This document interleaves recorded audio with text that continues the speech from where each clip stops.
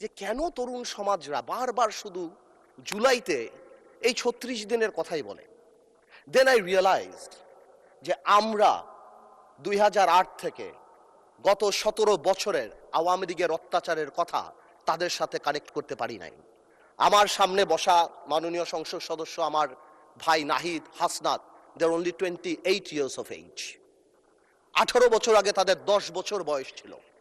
তারা শেয়ার মার্কেটের দরবেশের অত্যাচারে 30 লক্ষ লোকের ফকির হয়ে যাওয়ার কথা জানে না, জানলেও সেটা ফিল করে না। বিডিআর পিলখানার কথা ফিল করে না, হয়তো জানে। তারা হেফাজতের সময় আলেম ওলামাদের রাস্তায় কান ধরে উঠায়া বসার সেই অপমানের কথা ফিল করে না। We couldn't connect to them. তারা হয়তো শুনেছে, তারা জানে না এই পার্লামেন্টকে কিভাবে নষ্ট করা হয়েছিল। ইয়াবাবদি, who is a Pablo Escobar, সবচেয়ে বড় ড্রাগ লর্ড এই দেশের, তাকে এখানে বসানো হয়েছিল। মমতাজকে বসানো হয়েছিল। তৎকালীন রাষ্ট্রপ্রধানকে এখানে বসে হযরত উমরের সাথে তুলনা করা দেওয়া হয়েছিল। এখানে বসে তৎকালীন রাষ্ট্রপ্রধানকে হযরত উপাধি দেওয়া হয়েছিল, পীর আউলিয়া দেওয়া হয়েছিল। আপনি এখানে বসা, যদি মেজর হাফিজ সাহেব থাকতো আমি বলতাম 2009 সালে আমি ওরা বাই ইলেকশন করতে গিয়েছিলাম, ধানের শীষের ভোট দেওয়ার জন্য এক কর্মীর বুড়া আঙ্গুল কেটে দেওয়া হয়েছিল। এই জিনিসগুলি আমরা কানেক্ট করতে পারি না, আমরা ইয়াং জেনারেশনকে পৌঁছাতে পারি না। তাহলে তারা রিয়েলাইজ করতো এরকম ৩৬ দিনের জুলাইয়ের ছোট ছোট জুলাই আমরা 17 বছর উপলব্ধি করেছি। মাননীয় স্পিকার গেল সংসদের কথা, জুডিশিয়ারির কথা ইমাজিন করেন। আরস্কিন মেয়র পার্লামেন্টারি প্রসিডিংসে বলা আছে জুডিশিয়ারি নিয়ে আমাদের কথা বলা উচিত না, বাট আমার বলতে হচ্ছে একটা দেশ থেকে চিফ জাস্টিস ভেগে চলে গিয়েছে।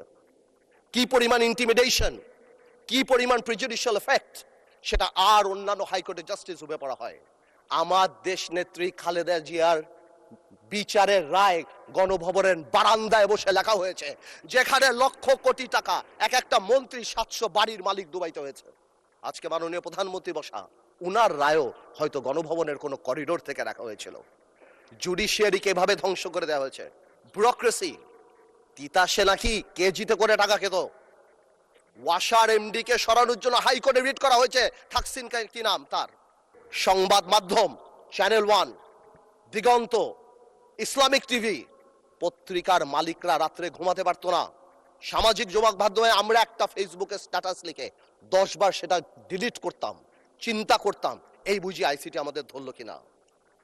ব্যবসায়ীদের কথা বলেন, বাংলাদেশের ব্যবসায়ীরা সব দলের সাথে সম্পর্ক থাকবে, ঠিক আছে, কিন্তু কিছু ব্যবসায়ী ভয়ে চলে গিয়েছে।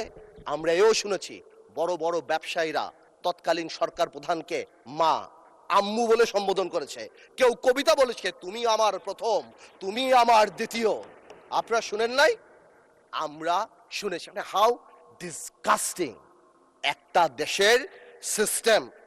কিভাবে শিক্ষা মন্ত্রণালয়, আপনি চিন্তা করেন, আপনি যদি if you go to YouTube and search I am GPA 5, আপনি লক্ষ লক্ষ ছেলেপেলেরা জিপিএ 5 পেয়েছে যারা বলতে পারে না ইংরেজিতে যে আই অ্যাম জিপিএ 5। এরা যদি বিদেশে যায় মাননীয় স্পিকার, এদেরকে শো ইউর পাসপোর্ট বললে এরা পাসপোর্ট বুকে নিয়ে শুয়ে পড়বে মাননীয় স্পিকার। আমি এই কথাগুলি কেন বললাম মাননীয় স্পিকার? আমি এই কথাগুলি এমন এই জন্য বললাম, সিস্টেমেটিক্যালি এই দেশকে এমন ভাবে নষ্ট করা হয়েছে। এক, the young generation must realise যেটা আমাদের দোষ। We couldn't connect to them, we couldn't connect to the Gen Z generation and tell them what atrocity been going on. আমরা কি ট্রমার মধ্যে থেকে 17 বছর গিয়েছি। আরেকটা রিজন বোঝা দরকার যে মাননীয় প্রধানমন্ত্রী তারেক রহমান সাহেব বাংলাদেশের ইতিহাসের সবচেয়ে খারাপ সময় বাংলাদেশের দায়িত্ব নিয়েছে।